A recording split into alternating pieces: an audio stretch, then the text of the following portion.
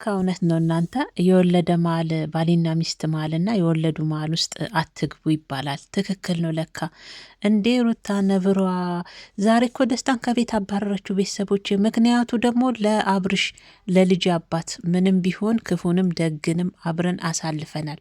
አብርሽ ምንም ነገር እንዲሆን አልፈልግም። ከዚህም ቀደም ደግሞ የሆኑ አንዳንድ ምንጮች እየሰማው ነው ደስታ አብርሽን ሊያስደበድበው ነው የሚል ሲቀጥል ደግሞ ለአብርሽ ደስታ መጥሪያ ሰጥቶታል። የደበደቡት ጓደኞቹ እንጂ አብርሽ አይደለም። አብርሽ ከፈለገ ፊት ለፊት ነው የሚያያዘው እንጂ እንደዚህ አይነት ነገር ከኋላ አያደርግም በማለት ዛሬ ሩታ ሽንጧን ገትራ ለባሏ ለልጁ አባት ተከራከረች ብላችሁ ታምኑኛላችሁ? ቤተሰቦች እግዚአብሔርን ነው ምላችሁ።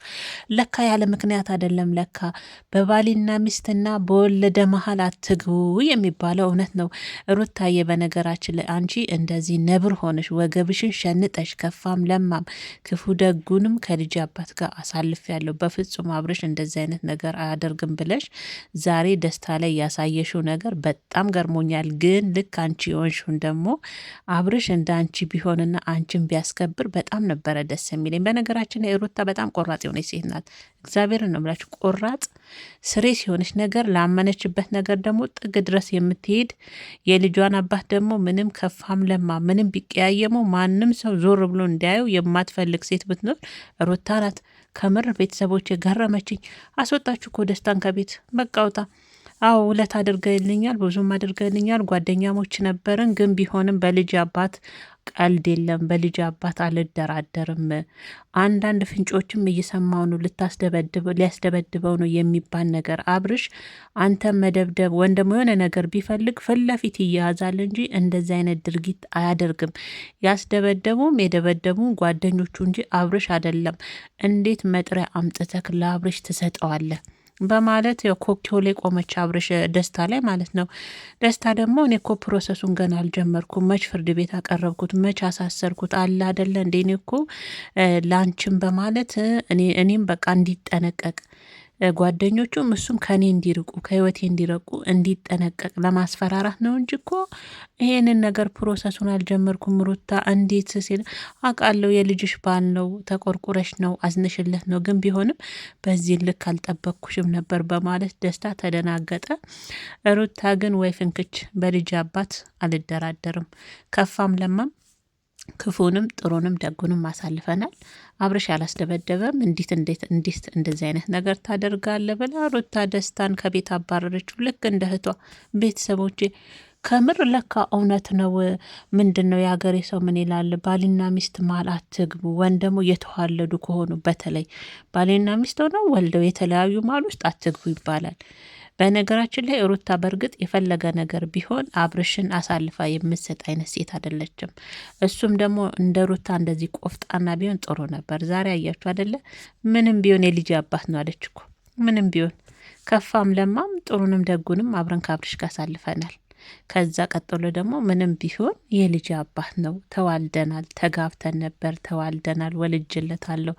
ስለዛ እኔ በአብርሽ ላይ ምንም ነገር ማየት አልፈልግም ማለች፣ ቃል በቃል ማለት ነው። አያችሁ የተዋለደ ሰው ምንም ቢሆን ተለያይቶ አይለያይም። ማላቸው የገባ ሰው ግን ከሰረ። ደስታ ግን አሳዘነኝ በመጨረሻ ከምላችሁ በላይ።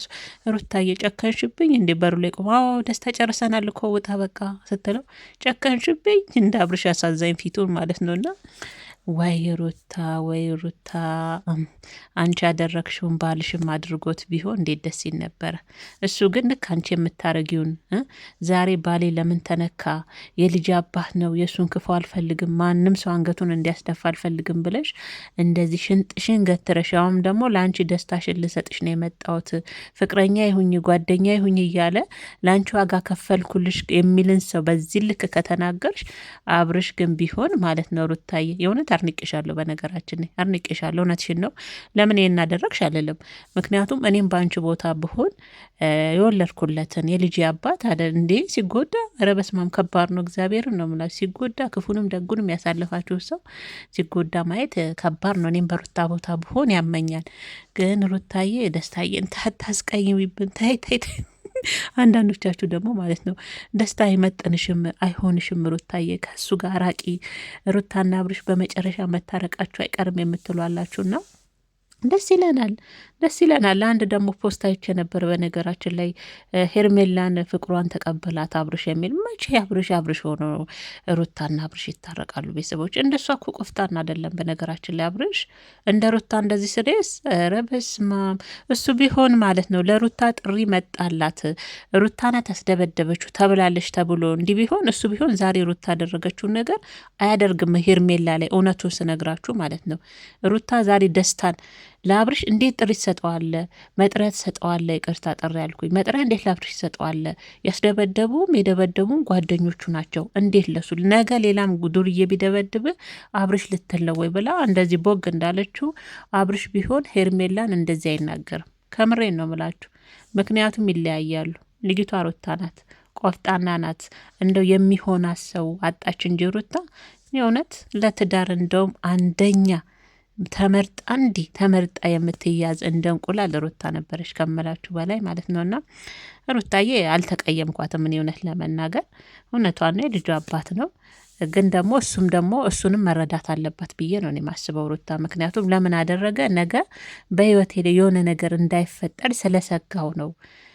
ከኔም ከአንቺም ህይወት እንዲርቁ ነው ጓደኞቹም እሱም እንጂ ፕሮሰሱን አልጀመርኩም፣ ፍርድ ቤት አልሄድኩ፣ አላስፈረድኩበት፣ አብሮሽ ውጭ እያየሹ ነው አለና አላደረገም። ገና ሲጀመር ወረቀቱም የሆነ ፌክ ውሸት ምናምን ነገር ነው፣ እውነት አይደለም።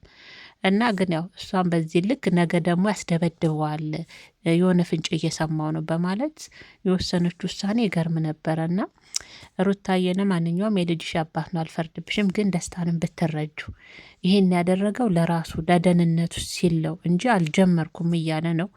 እና ቀስ ብለሽ ደግሞ ከመንገድ ላይ ነው ያዘችው፣ ቁጭም አላስደረገችውም። ይኸው ፊቷን ዘፍዝፋ ስሬስ ሆና ነው ዛሬ ደስታን የተቀበለች። እንደ በፊት ፈገግታው ምናምን መጀመሪያም እኮ ሩታ አብርሽን ለማናደድ እንጂ ደስታን አፍቅረዋለች ብዬ ለእኔ ለማሰብ ይከብደኛል ከምላችሁ